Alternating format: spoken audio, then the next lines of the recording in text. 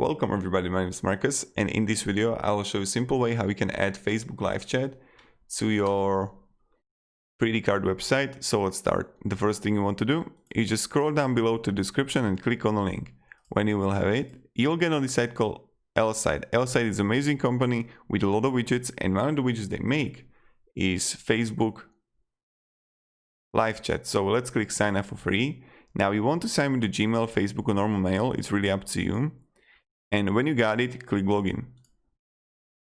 Here in search, you just want to write Facebook, and you're gonna see right here Facebook chat. Let's create a widget. Now you have an option between general, support, booking. Like choose general, continue with the template, and connect it to your Facebook. Then you can like change the bubble, change everything, like also the design, positions. You can edit it, but I like it how it is, honestly. Let's click save.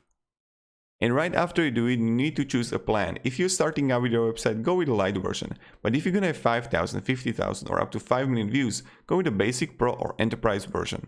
Let's copy the code now. And what you want to do is pretty simple. Go to content, site content on 3dcart. Then just scroll down below to header and footer and enable global header. And you're gonna see the view edit source right here. Click on it and just paste the code and apply and OK. And click save.